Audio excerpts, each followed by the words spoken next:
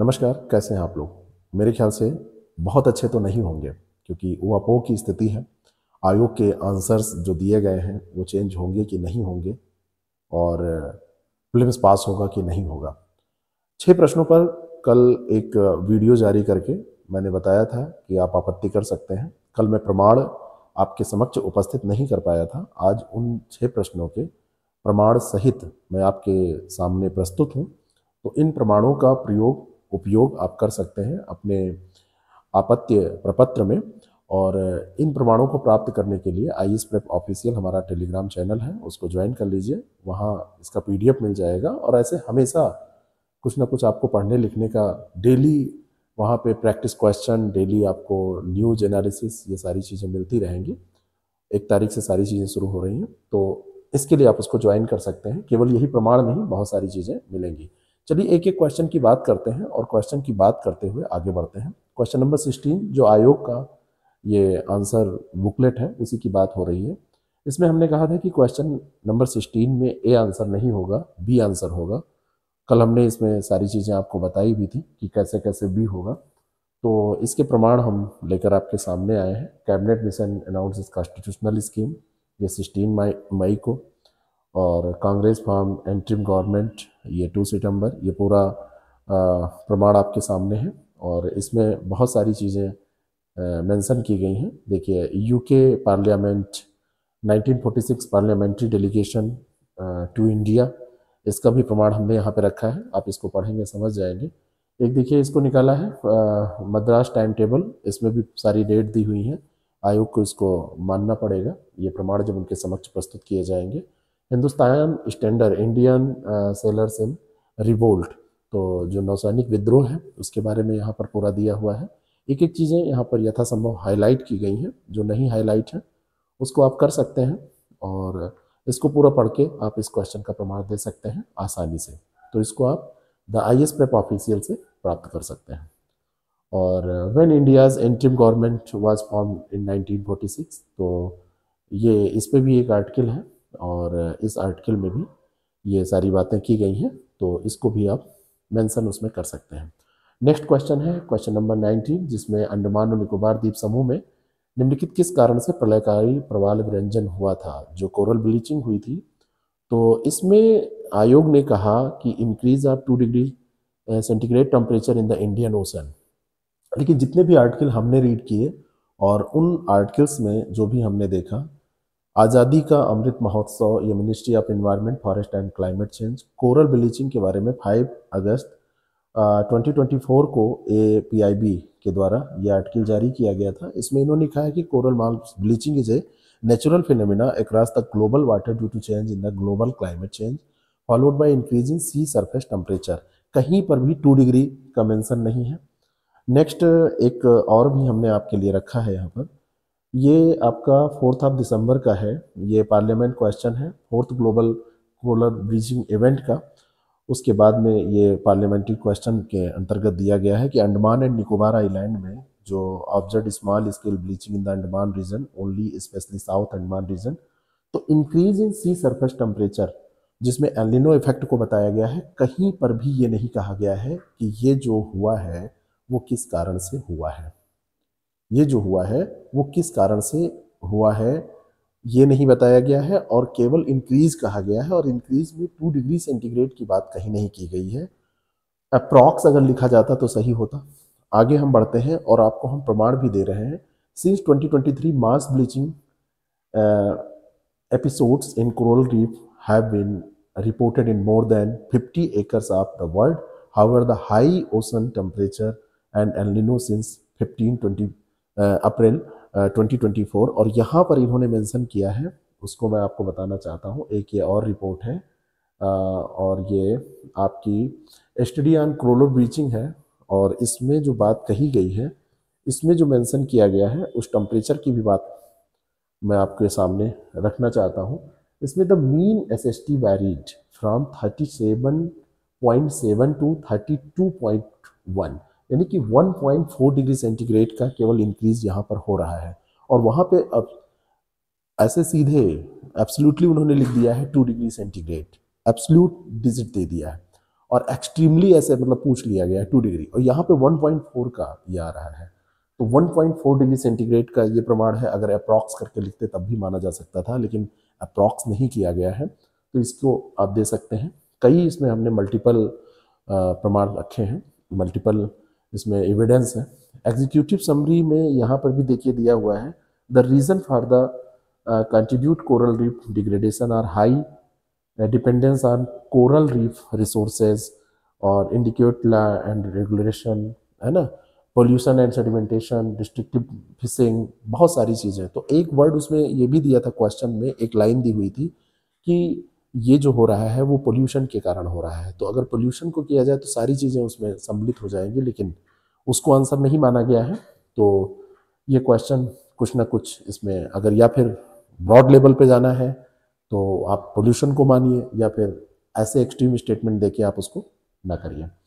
अगला जो 36, मतलब आयोग से मैं ये अपील कर रहा हूँ, ये आग्रह है आयोग से। Consider the following statement with reference to cotton crops. Cotton is mostly a kharif crops. कपास मुख्यतः खरीफ फसल है। ये इसमें कोई दिक्कत नहीं है, कपास जो खरीफ फसल है, ये मैं कह रहा हूँ कि बिल्कुल सही है। लेकिन दूसरा स्टेटमेंट है कि इसके लिए जो cotton crop requires moderate amount of rainfall varying between 50 to 75 centimetre. 50 to 75% centimetre, ये लोगों का कहना है कि ये सही दिया हुआ है, क्योंकि जनरली बुक्स में ये, कई बुक्स में ऐसा मिल जाता है, लेकिन बुक्स भी गलत होती हैं। यहाँ पर बुक्स के बारे में न बात करके मैं अपने प्रमाण के बारे में बात कर रहा हूँ। यहाँ पर देखिए ये एनसीईआरटी है, एनसीईआरटी की किताब है, cotton requires high temperature light rainfall, है ना, 210 फ्रॉस्ट फ्री डेज, ये यहाँ पर दिया हुआ है। बहुत क्लैरिफाई नहीं किया है, लेकिन अब यहाँ पर आएंगे जो nfsm.gov.in का डेटा है, उसमें आप कॉटन की बात करेंगे तो इरिगेशन स्केड्यूलिंग में दिया है, depending on the climate and crop growing period cotton needs 700 to 1200 mm, और इस mm का मतलब हुआ, अगर आप इसको कन्वर्ट करेंगे तो 70 cm to 120 cm। बात समझ में आ रही है? cm, ये डेटा निकल कर सामने आएगा जो इरिगेशन के लिए ज़रूरी है। बात समझ में आ रही है? किसके लिए? कॉटन इरिगेशन स्केड्यूलिंग की बात हो रही है, तो कॉटन के लिए जो ज़रूरी है। एनसीईआरटी की किताब में और भी आप देखेंगे तो वहाँ 60 to 100 सेंटीमीटर दिया हुआ है, तो आप 50 to 75 सेंटीमीटर को कैसे सही मान सकते हैं? ठीक है, तो इसकी आपत्ति आप कर सकते हैं। फिर आप आइए, यहाँ पर भी आप आएंगे तो यहाँ पे तो खैर ये फर्टिलाइजर्स दिया हुआ है, और नेक्स्ट जो आपका है 1 मिनट, हाँ ये है। और एनसीईआरटी की और भी, हाँ आईसीएआर की भी वेबसाइट पे आप जाएंगे, वहाँ पर भी मिलेगा उसको भी, लेकिन ये क्योंकि ये प्रमाणित था, एनएफएसएम भी प्रमाणित है और एनसीईआरटी भी प्रमाणित है, तो आप कहीं से भी और भी डेटा आपके पास हो तो दे सकते हैं। नेक्स्ट क्वेश्चन हमारा एक है 25 नंबर क्वेश्चन, जो बीच का रह गया है। Which one of the following is not correctly matched? कौन सा सही सुमेलित नहीं है? यहाँ पे GVK Rao committee planning at the block level, यहाँ पे ये इन्होंने मेंशन किया है, लेकिन आप इसको निकालिए और यहाँ पे जाइए। ये आपका जो है ये प्रमाण है, और इसका पीडीएफ कॉपी भी मैं आपको दे दूंगा, मैं सारा ग्रुप पे डाल दूंगा आईएएस प्रेप ऑफिशियल पे। तो ये जो बुक्स हैं ये आपकी उसकी बुक है, इग्नू की किताब है, वहाँ पे जीवीके राव कमेटी के बारे में आप पढ़ेंगे। तो committee was appointed under the chairmanship of GVK Rao to examine the issue related to rural development. The title of the committee was administrative arrangements for rural development and poverty alleviation programme. तो यहाँ पर जब आप देखेंगे तो इन्होंने जो बात की थी वो क्या इन्होंने रिकमेंडेशन किया था, अगर ये देखेंगे तो इन्होंने डिस्ट्रिक्ट लेवल की बात की थी। ठीक है, इन्होंने कहा था committee suggested the consider district as the basic unit for the policy planning and programme implementation. Further the committee propose that Zila Parishad can evolve as the principal body of managing all development. यहाँ पर इन्होंने क्या किया है, प्रखंड स्तर की बात की है, ब्लॉक लेवल की बात की है, तो यहाँ पे ब्लॉक लेवल इन्होंने नहीं बात की थी, planning at the block level की बात इन्होंने नहीं की थी। तो ये गलत हो जाएगा। बाकी संथानम कमेटी सीबीसी से रिलेटेड है, लेकिन इसके साथ में पंचायती राज फाइनेंस से भी रिलेटेड है। ऐसा नहीं है कि एक व्यक्ति दूसरे उससे रिलेट नहीं कर सकता। जैसे माननीय पूर्व प्रधानमंत्री श्री मनमोहन सिंह जी की बात की जाए तो वो आरबीआई के गवर्नर भी रहे हैं और प्रधानमंत्री भी रहे हैं, तो दोनों बातें सही होंगी ना। तो आगे बढ़ते हैं, ये हमारा कंप्लीट हो गया। नेक्स्ट क्वेश्चन पर हम चलते हैं। नेक्स्ट क्वेश्चन हमारा है 37। लाल मृदा भारत के दूसरे सबसे बड़े मृदा समूह को दर्शाती है। Red soil denotes. कई किताबों में आपको दूसरा मिल जाएगा, लेकिन कई कोचिंग्स की वेबसाइट्स पे आपको ये तीसरा मिलेगा, लाल मृदा। पहला मिलेगा एलुवियल, सेकंड मिलेगा ब्लैक सॉइल, और ब्लैक के बाद में यानी कि ब्लैक जो कॉटन सॉइल होती है वो सेकंड है, और उसके बाद में आपको रेड मिलेगा। यहाँ पे जो मैं डेटा लेके आया हूँ ये एक यूनिवर्सिटी की ये मतलब रिसर्च पेपर है, शोध पत्र है। Semester 3 C7T geography of India prepared by Samishtha Manna और ये है Kharagpur college, department of geography. Indian soil के बारे में इन्होंने लिखा है, सॉइल का डिफिनीशन वगैरह दिया है। उसके बाद में the Indian council of agriculture research ICAR, मैंने ICAR की बात की थी ना, कल भी हमने कहा था। तो ICAR की बात करें तो Indian soil into 8 major groups में आप इसको डिवाइड कर सकते हैं, और ICAR की वेबसाइट पे भी आप जा सकते हैं, इसको देख सकते हैं। और इंडियन सॉइल्स के बारे में आप अगर इसमें देखेंगे तो सबसे बड़ा ग्रुप है एलुवियल सॉइल का, फिर ब्लैक सॉइल, फिर रेड सॉइल, फिर लेटेराइट, और ऐसे फिर आगे बढ़ेंगे। यहाँ पर आप देखिए डिटेल में भी मैंने यहाँ पर लगाया है कि एलुवियल सॉइल का जो एरिया है वो आपका है, ये एरिया दिया हुआ है 15 लाख, है ना, covering about 15 lakh square kilometre. लगभग 15 लाख स्क्वायर किलोमीटर का ये एरिया है, और 45.6% of the total land area of the country. Total land area जो कंट्री का है उसका ये आपका यहाँ पे क्लियरली बिल्कुल लिखा हुआ है 45.6%। सेकेंड नंबर पे आते हैं black soil. The black soil are also called regur from the Telugu word regada, and black cotton soil because cotton, इसके बारे में आप जानते हैं। Most important crop grown on the soil, ये आपको पता ही है।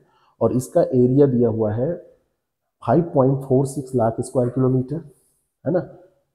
देखिए यहाँ पर क्लियरली बिल्कुल मेंशन है कि black soil are spread over इतना, and 16.6% of the total geographical area of the country. And third पे आप आएंगे रेड सॉइल। रेड सॉइल पे आप देखेंगे तो इसका एरिया है 3.5 लाख स्क्वायर किलोमीटर। इसका कितना है 5.46 लाख स्क्वायर किलोमीटर, और रेड का कितना है 3.5 और 10.6%, और यहाँ पर कितना है 16.6%। तो अब बताइए कि कौन सा ज़्यादा है। तो सेकंड नंबर पर यहाँ पर आप देखेंगे तो ये आपका ब्लैक सॉइल होगा, फिर रेड सॉइल होगा। तो यहाँ पर जो क्वेश्चन इन्होंने दिया है जिसका सेकंड स्टेटमेंट यहाँ पे इन्होंने कहा है कि मेजर जो सेकंड है, आप देखेंगे कि red soil surrounds the black soil in the south east and the north direction, ये तो सही है। But red soil denotes the second largest soil group of India, ये गलत हो जाएगा क्योंकि ये थर्ड है। ठीक है, नेक्स्ट क्वेश्चन पे हम चलते हैं, और आई थिंक ये लास्ट क्वेश्चन भी है हमारा जो जिसको हमको देना है वहां पर। With reference to the economic growth which of the following statement is are correct. Economic growth के रेफरेंस में अगर हम देखें, इकोनॉमिक ग्रोथ के रेफरेंस में अगर हम देखें, आर्थिक समृद्धि के संदर्भ में देखें, 2027 तक तीसरी इकोनॉमी इंडिया बनने जा रही है। आप न्यूज़ में पढ़ते रहते हैं, इंडिया के प्राइम मिनिस्टर भी बोलते रहते हैं, और लगातार आप ये चीज़ें पढ़ते रहते हैं, बहुत सारी रिपोर्ट्स आप देखते रहते हैं। ऐसे तो नहीं माना जाएगा। यहाँ पर देखिए भारतीय अर्थव्यवस्था मिश्रित अर्थव्यवस्था है, Indian economy is a mixed economy, बिल्कुल सही है। James Keynes is the father of economics, ये गलत है क्योंकि एडम स्मिथ है। तो थर्ड वन इज रॉन्ग। अगर थर्ड को हम रॉन्ग कर देते हैं तो ये तो गलत ही हो जाएगा, लेकिन first is also wrong. Indian economy is an under developed economy, ये हम नहीं मानेंगे। 2027 तक हम तीसरी अर्थव्यवस्था इकोनॉमिक ग्रोथ के आधार पर बनने जा रहे हैं। आगे बढ़ते हैं, इसका प्रमाण मैं आपको देता हूं। World economic outlook, world economic outlook ये जो है ये अप्रैल 2023 का है। Country composition of the world economic outlook groups के बारे में यहाँ पे देखें तो आप जाइए, इसका कंप्लीट पीडीएफ भी हमारे ग्रुप पे आपको मिल जाएगा, आईएएस प्रेप ऑफिशियल पे। यहाँ पर आप जाएंगे तो इंडिया देखिए यहाँ पे कहाँ मेंशन किया गया है, इंडिया यहाँ पर ये मेंशन हुआ है, यहाँ पर ये इंडिया है। और ये जो दिया है वो इमर्जिंग एंड डेवलपिंग इकोनॉमीज में दिया हुआ है, अंडर डेवलप्ड या लीस्ट डेवलप्ड इकोनॉमी में नहीं दिया है। ये कहाँ पर दिया हुआ है, डेवलपिंग इकोनॉमी में दिया हुआ है। इमर्जिंग एंड डेवलपिंग इकोनॉमी की जो लिस्ट दी हुई है उसमें देखिए ये इंडिया दिया हुआ है। इसका कंप्लीट पीडीएफ भी मैं ग्रुप पे डाल दूंगा, ठीक है। यहाँ पर इंडिया दिया हुआ है, इसको देखिएगा, ये आपका इंडिया है हेयर, ठीक है, ये इंडिया है। दूसरी रिपोर्ट भी मैं आपके सामने रख रहा हूँ, ये डेवलपिंग इकोनॉमीज बाय रीजन, ये रिपोर्ट है और ये भी वर्ल्ड बैंक के द्वारा ही जारी की गई है। और इसको आप देखें, आईएमएफ के द्वारा जारी की गई है पहले वाली, और ये वर्ल्ड बैंक की रिपोर्ट है। 1 minute, developing country by region, और ये जो रिपोर्ट जारी की गई है 1 मिनट, ठीक है। इसमें भी डेवलपिंग इकोनॉमीज बाय रीजन को देखेंगे तो एशिया, ये देखिए साउथ एशिया, साउथ एशिया में इंडिया आता है ना, तो इंडिया यहाँ पर मेंशन है, ये देखिए मेंशन है इंडिया, यहाँ पर आप इसको क्लियरली देख सकते हैं, ये इंडिया है। और ये लिस्ट कौन सी है, ये देखिए, ये लिस्ट है डेवलपिंग इकोनॉमीज की। तो अगर वैसे भी देखा जाए, कोई आपसे कहे कि हम अंडर डेवलप्ड हैं, तो आप वैसे भी नहीं स्वीकार करेंगे, और ये रिपोर्ट्स भी यही कह रही हैं। तो इन सारे प्रश्नों को आप भेज सकते हैं आयोग को, आपत्ति कर सकते हैं। आज ही इसको भेज दीजिए और अधिक से अधिक संख्या में भेजिए। और इसमें ये क्वेश्चन तो डिलीट होगा, ये वाला क्वेश्चन, क्योंकि इसमें इनके पास ऑप्शन चेंज करने का कोई चांस नहीं है, इसमें कोई चांस नहीं है, और ये डिलीट हो जाएगा। बाकी क्वेश्चंस के आंसर चेंज होने चाहिए। अब आयोग क्या करता है, ये क्वेश्चन तो डिलीट होगा, ये वाला क्वेश्चन, क्योंकि इनके पास कोई ऑप्शन नहीं है, ओनली 2 इज करेक्ट इसमें होना चाहिए। तो बाकी जो क्वेश्चंस हैं वो उनके आंसर चेंज होंगे, लेकिन ये डिलीट हो जाएगा। और ये मेरे ख्याल से सॉलिड एक आप कह सकते हैं कि ठोस प्रमाण हैं, और इन प्रमाणों को निरस्त करना या खारिज करना या नज़रअंदाज करना आयोग के लिए इतना आसान नहीं होगा, और अपना प्रयास हम लोगों को करना चाहिए। और अधिक संख्या में, अधिक से अधिक संख्या में अगर इसको भेजा जाएगा तो आयोग के ऊपर दबाव बनेगा, और कोई गलत काम के लिए दबाव नहीं है, ये अच्छा काम है जिसमें आप अपने अधिकारों की रक्षा कर रहे हैं, अपने अधिकारों के तहत ये मांग कर रहे हैं, तो इसको भेज दीजिए। बाकी कोई बात होगी तो कमेंट कीजिएगा, और ये कहाँ पे मिलेगा उसका लिंक मैं नीचे डिस्क्रिप्शन बॉक्स में डाल दिया हूँ, डलवा दूंगा, या फिर अभी नहीं पड़ा होगा तो आईएएस प्रेप ऑफिशियल ये चैनल है जहाँ पर ये पीडीएफ आपको मिल जाएगा। Thank you so much. Channel पर नए हैं तो आप जुड़ सकते हैं। बाकी हमारे मेंस के कार्यक्रम और आरओ और प्रीलिम्स के कार्यक्रम का भी लाभ आप उठा सकते हैं। केवल यही काम यहाँ नहीं होता है, और भी पढ़ाई लिखाई भी हम करते हैं जहाँ से क्वेश्चन आप कर सकते हैं। Thank you so much.